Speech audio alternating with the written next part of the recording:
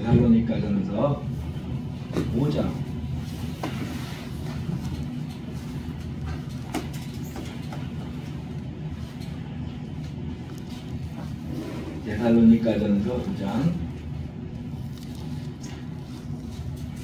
10절부터 15절까지만 봉독하겠습니다. 데살로니가전서 5장 10절에서 15절입니다.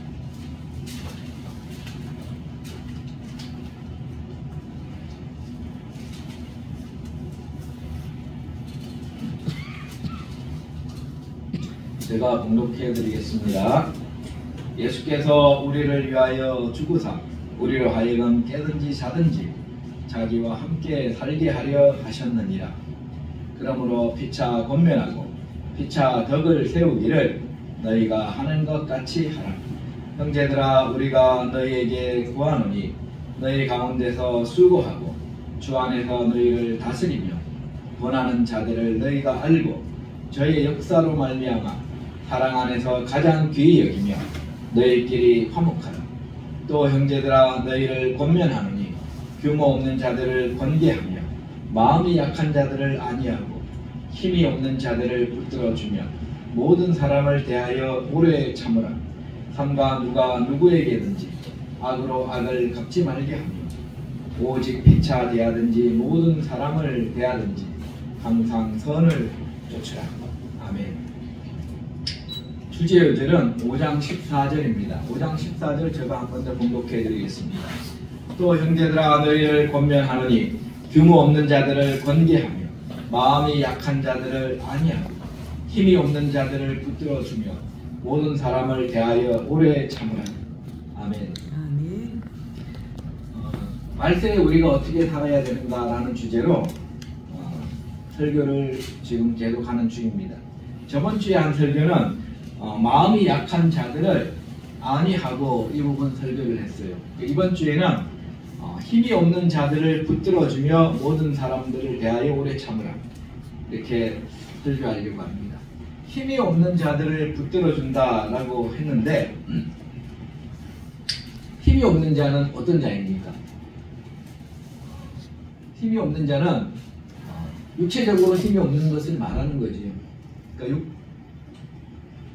힘이 없어서 이제 잘 걷지 못하는 사람들을 이렇게 일어서라고 붙잡아주는 것도 힘이 없는 사람을 붙들어준다는 그런 형상화할 수 있잖아요. 우리가 생각하기에 이제 저번에 유튜브 같은 거 보니까 막 마라톤 선수가 달려가는데 제일 마지막에 결승전이 쫙 앞에 있는데 갑자기 이제 그 근육이 경련을 일으켰어요, 그 사람이. 그래가지고 결승선을 못 통과할 그런 위기에 처한 거예요.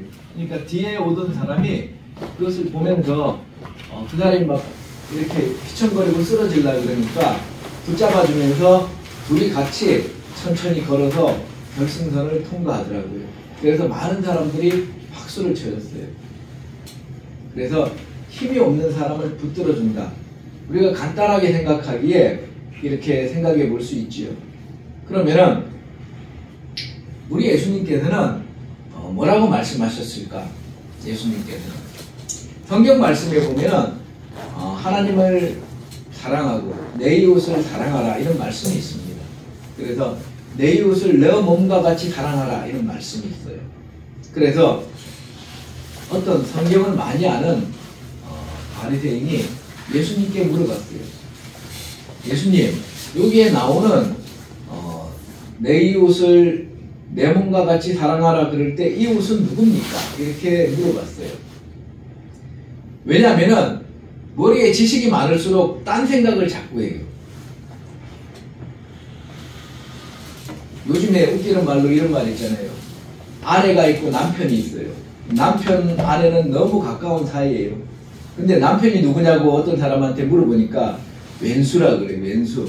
그리고 남편이 누구냐고 또 어떤 여자에게 물어보니까 남의 편이다, 이렇게 얘기하더라고요. 남의 편이다.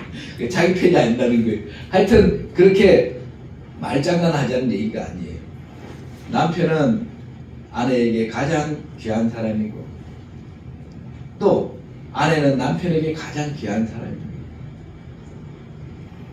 우리가 많이 알수록 더 머리가 숙여지고 그리고 하나님 말씀으로 우리가 돌아가야지 이것을 이상하게 비비 꼬아가지고 이야기를 하면 안 돼요.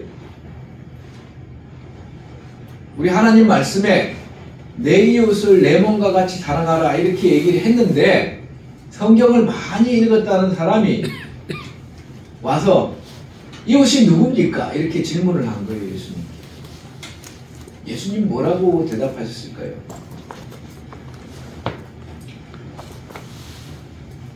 예수님이 대답한 것을 보기 전에 그 이전에 어떤 일이 있었는지 봐야 됩니다. 어떤 사람이 하나님 말씀 중에서 가장 중요한 것이 뭐냐고 하니까 그 사람이 대답하기를 하나님을 경외하고 내 이웃을 내 몸과 같이 사랑하는 것입니다. 그렇게 얘기를 하니까 예수님께서 대답하시기를 너가 하나님 나라에서 멀지 않도다. 참 잘 얘기했다 이렇게 얘기했어요. 그 다음에 나온 말이 바로 그거예요. 어떤 한 바리새인이 그런데 이웃이 누굴까요? 이렇게 예수님께 질문을 합니다. 그 말씀이 어디냐면은 누가복음 10장 27절에 있습니다. 누가복음 10장 27절에 37절. 누가복음 10장 27절에서 37절.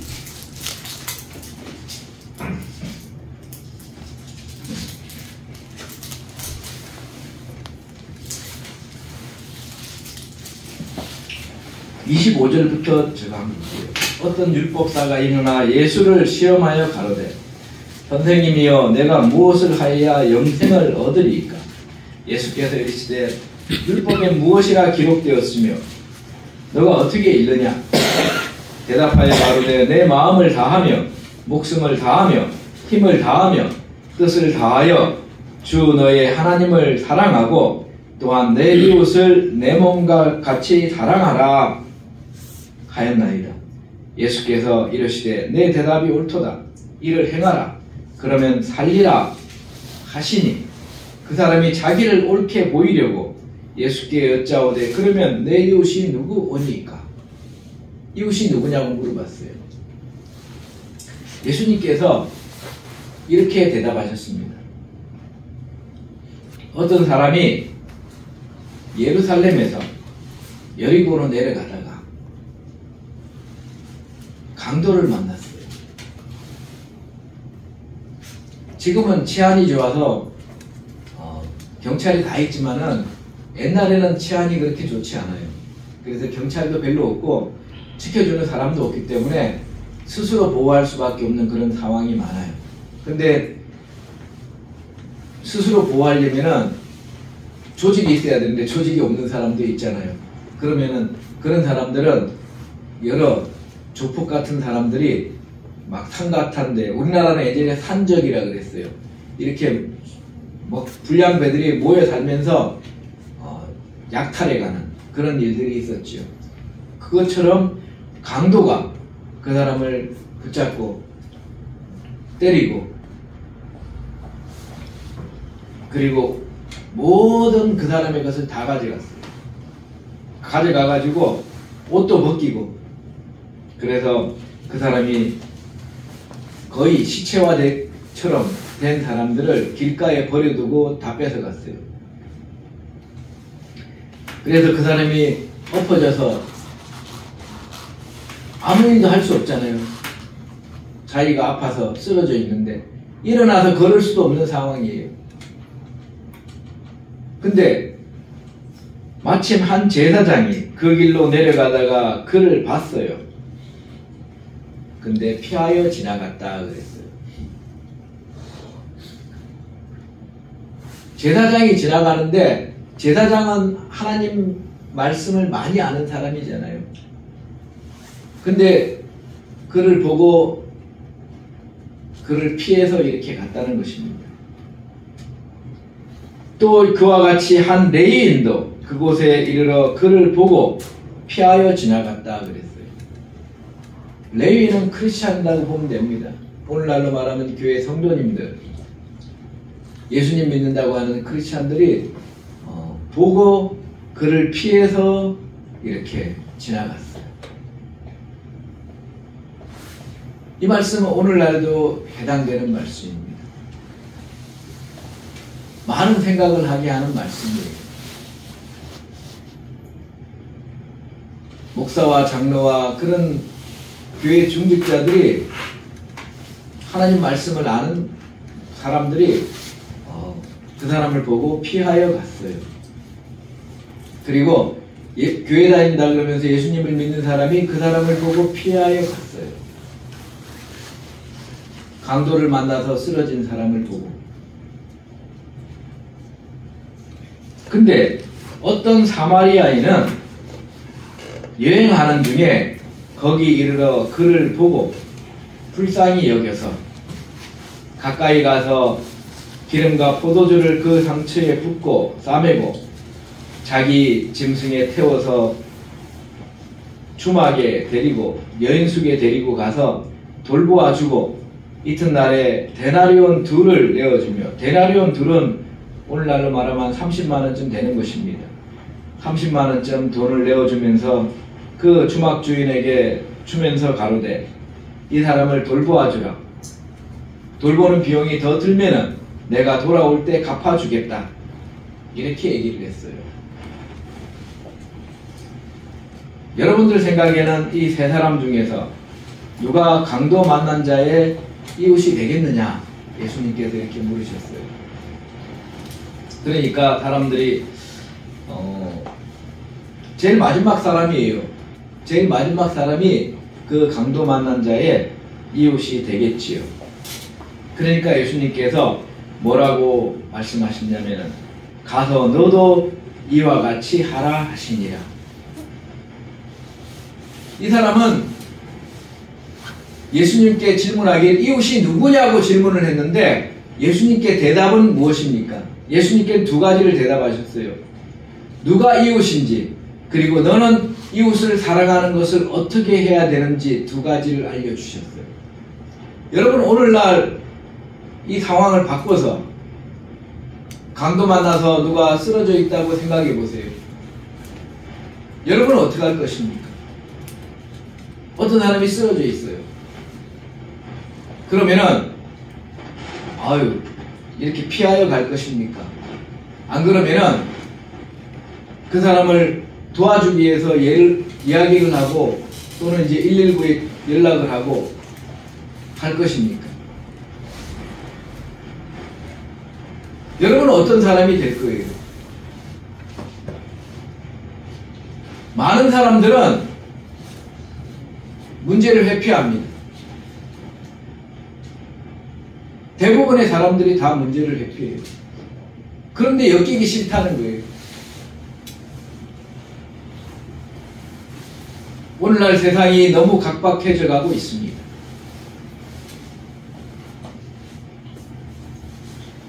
중국에서는 그런 일도 있었다고 해요.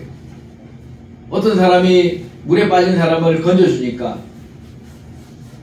자기 호주머니에 지갑에 돈이 10만원 있었는데 없어졌다는 거예요. 당신이 물어내라고.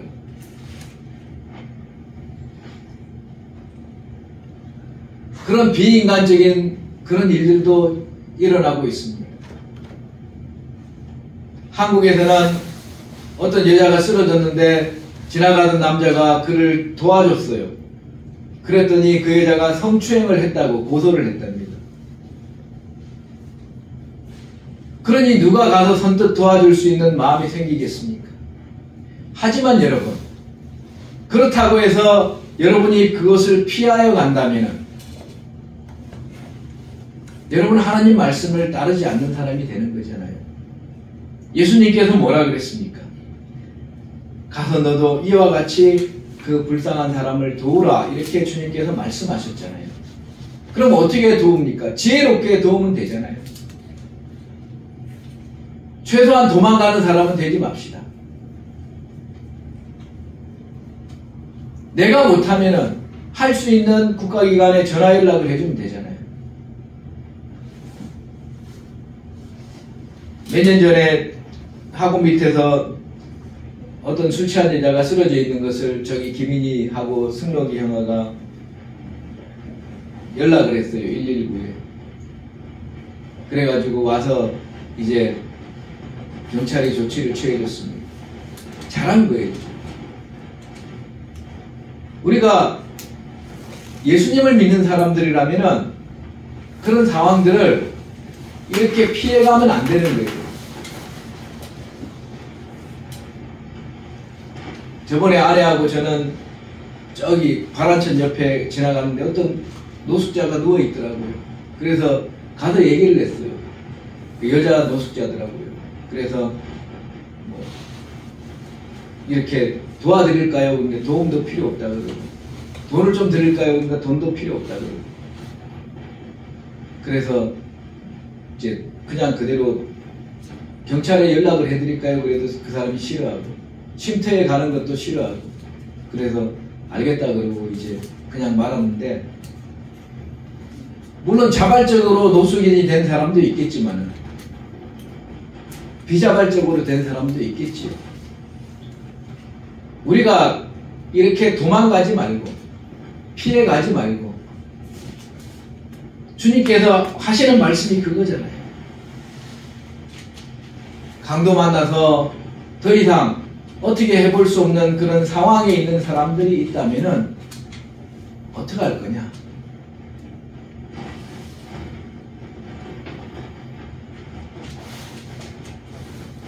하나님 말씀을 안다는 사람들이 다 그를 피해갔지만은, 사마리아인은 평범한 사람입니다. 오히려 평범한 사람이 그 사람을 도와주고, 그리고 아픈 것을 싸매주고, 그리고 도움을 줬다는 거예요. 이웃을 사랑하라 라는 것은 이렇게 행동이 들어가는 것입니다.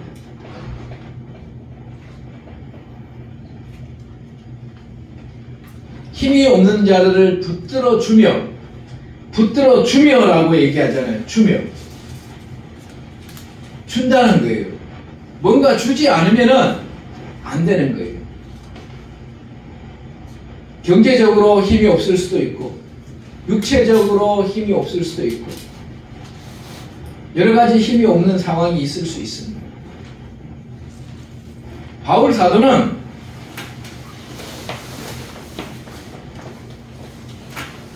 복음을 전하면서 자기가 일을 했어요. 왜 일을 했냐 그러면, 성도님들이 선교비를 보내오는 것도 있었지만은 자기가 일을 하면서 돈을 벌면서 복음을 전하고 남는 것으로 또 형제들을 도왔다 그랬습니다. 사도행전 20장 35절 말씀 한번 볼까요?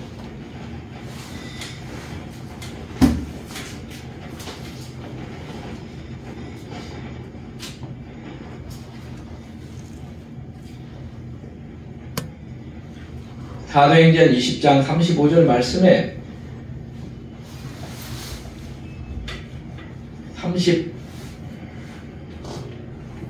33절부터 제가 번역해드리겠습니다.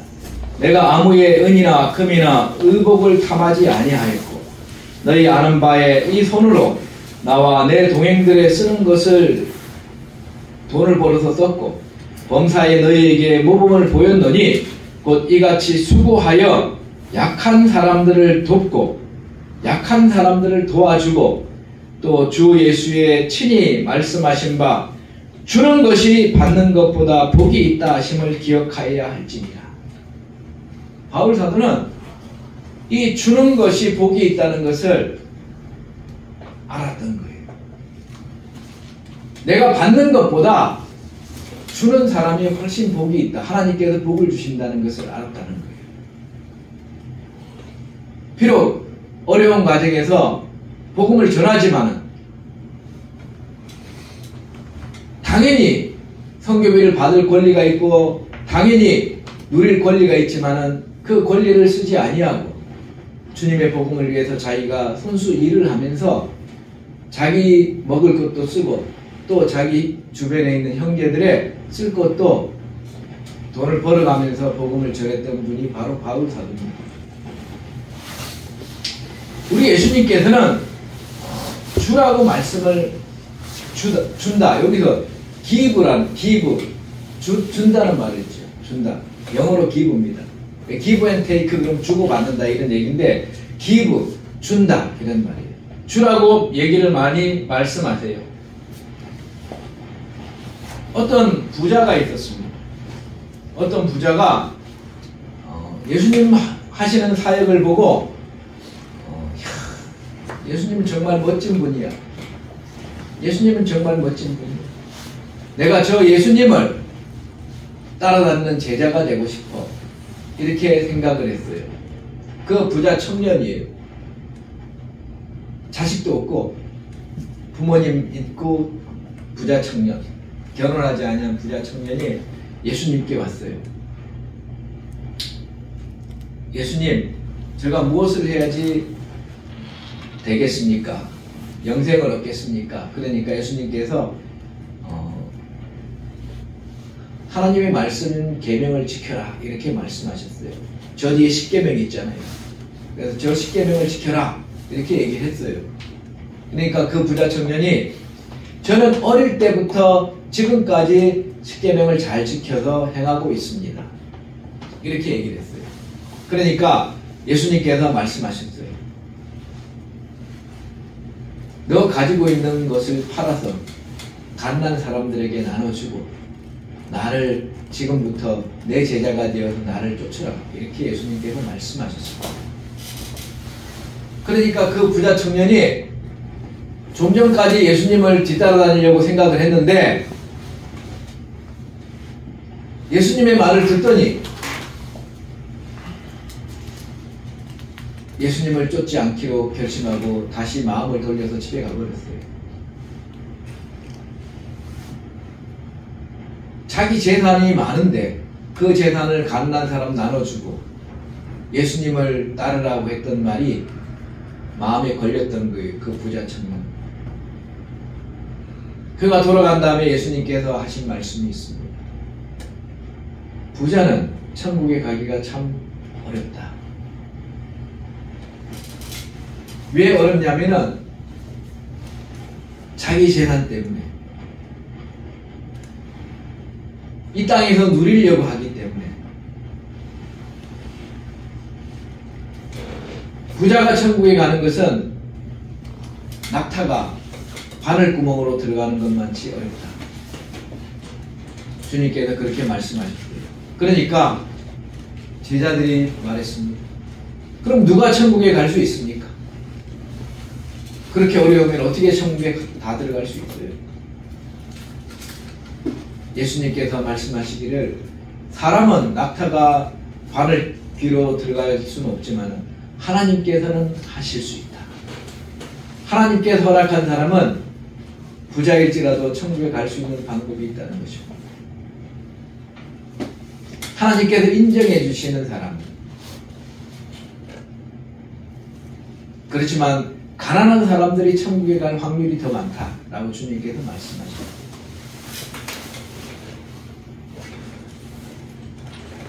이 땅에서 가난한 사람들은 심령이 가난하여서 하나님을 의지하기 때문에 그래요.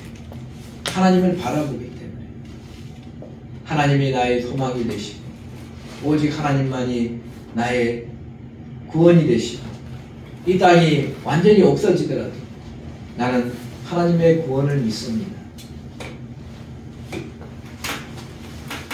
그렇지만 부자는 이 땅에서 하나님의 구원의 소망을 생각하기보다는 자기가 돈 쓰고 쾌락을 누리고 사람들을 다스리고 지배하고 이런 것에 빠져 있단 말이에요. 하나님을 생각지 않냐. 그래서 부자가 천국 가기 힘든 거예요.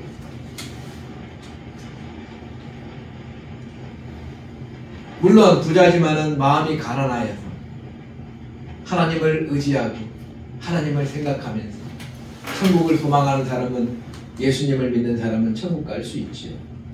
그렇지만 주님께서 보시기에 비율적으로 따져보니까 가난한 사람들이 훨씬 더 심령이 가난한 사람들이 더 많아서 하나님을 더 의지하더라 이 말입니다.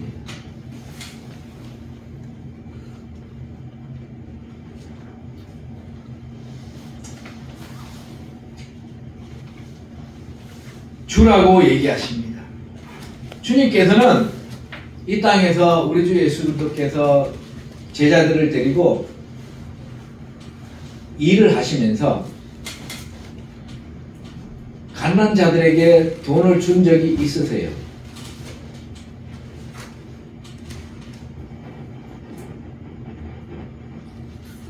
주님의 12제자 중에서 회계를 맡은 제자가 있습니다.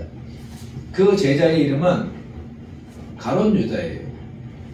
가룟 유다. 그래서 가룟 유다인데, 이 가룟 유다는 예수님을 배신해가지고 팔아먹고 사단이 들어가서 자살해가지고 창자가 터져나와서 죽고 지옥 간 사람입니다. 나머지 11명은 다 천국에 갔지만 이 가룟 유다만큼은 천국에 가지 못했어요. 이 가룟 유다가 그 모든 돈을 맡아서 관리를 하고 있었습니다. 그리고 예수님의 제자들이 예수님이 사역하다 보면은 배가 고플 때는 빵을 사 먹기도 하고 필요한 물건을 사기도 하고, 그리고 아주 가난한 자가 있을 때에는 돈을이나 물품을 사서 주기도 했다는 것을 알 수 있습니다. 요한복음 13장 29절 말씀에 보면은 그런 내용이 있어요.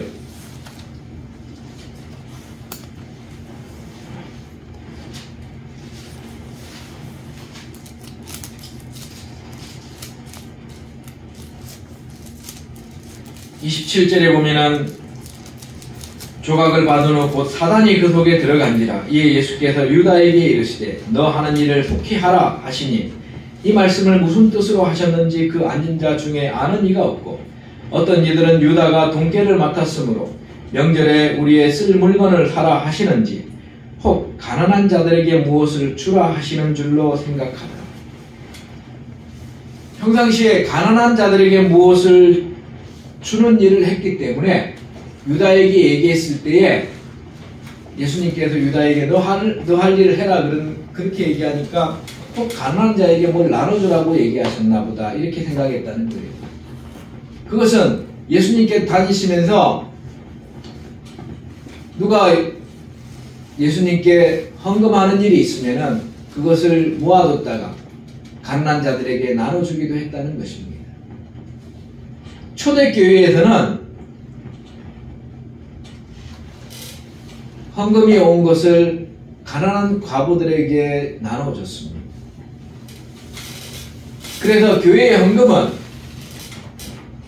교회를 운영하는 데 쓰고, 그리고 복음을 전하는 데 쓰고, 가난한 자에게 나눠주는 데 쓰는 거예요.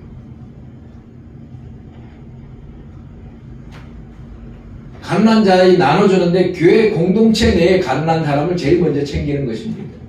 그 다음에 교회 공동체 내에 가난한 사람이 없으면 외부의 가난한 사람들에게도 나눠줄 수 있는 거예요.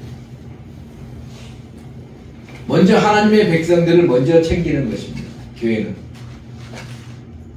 자기 이름을 알리기 위해서 외부에 프랜카드 걸고 막 이렇게 무료 배식하면서 막 하면서 자기 교회에 가난한 사람들은 냅두고, 그런 것은 잘못된 거예요. 그렇게 하진 않습니다.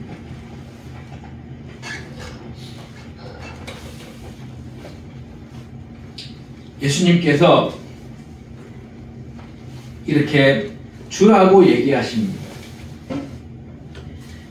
주는 자에게 주님께서는 어떤 복을 주십니까? 주라. 그래야 하면은 하나님께서 너희에게 흔들어 넘치도록 더 채워주시겠다고 말씀합니다. 마지막으로 한번 보겠습니다. 누가복음 6장 38절 말씀. 누가 한번 봉독해 주시기 바랍니다.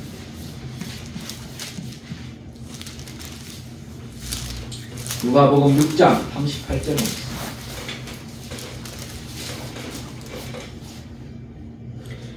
누가복음 6장 38절 말씀. 주라 그리하면 너희에게 줄 것이니 곧 후히 되어 누르고 흔들어 넘치도록 하여 너희에게 안겨주리라. 너희의 헤아리는 그 헤아림으로 너희도 헤아림을 도로 받을 것이니라. 아멘. 아멘. 힘이 없는 자들을 붙들어 줄 때에는 우리의 경제적인 것이 나가야 되는 것입니다. 주라 그리하면 너희에게 줄 것이니 하나님께서 다시 주시겠다는 거예요. 후히 되어 누르고 흔들어 넘치도록 다시 채워주시겠다는 것입니다. 이게 하나님의 법칙입니다. 그래서 자꾸 줬지만은 이상하게 줄어들지 않고 하나님께서 다시 채워주는 역사를 볼 수 있습니다. 교회 공동체가 일어날 수 있도록 자기가 돈을 벌어서 11조를 내는 것도 하나님 나라를 위해서 쓰라고 우리가 주는 것입니다. 그러면 하나님께서 다시 넘치도록 또 채워주세요. 또 내가 일상생활하면서 그런 사마리아인처럼 선한 사마리아인처럼 그렇게 힘들어서 쓰러져 있는 사람들을 내가 도왔을 때에 도와주었을 때에 우리 주님께서는 또 흔들어 넘치도록 채워주실 것입니다. 너희의 헤아리는 그 헤아림으로 너희도 헤아림을 도로 받을 것입니다. 너희가 불쌍히 여기는 그 불쌍히 여기는 마음으로 하나님께서도 우리를 불쌍히 여김을 주시겠다 라고 말씀하시는 것입니다. 여러분 힘이 없는 자들을 붙들어주며 이 말씀을 한 주일 동안 묵상하시고 여러분 삶 속에서 실천할 수 있는 저와 여러분들 다 되시기를 주 예수 그리스도의 이름으로 축원드립니다. 아멘. 기도하시겠습니다. 하나님 아버지 감사합니다. 오늘도 하나님의 귀한 말씀을 주셔서 참으로 감사합니다. 힘이 없는 자들을 붙들어 주라고 말씀하셨고 너희의 그 헤아리는 헤아림으로 나도 너희를 헤아려 줄 터이니 주라 그리하면 너희에게 흔들어서 넘치도록 다시 내가 주리라 라고 하신 주 예수 그리스도의 말씀에 우리가 순종하고 인생을 살기를 소원하오니 주께서 항상 이끌어 주시고 은혜를 베풀어 주시옵소서. 아멘. 감사드리며 영광 받으신 예수 그리스도 이름으로 기도드리옵나이다. 아멘.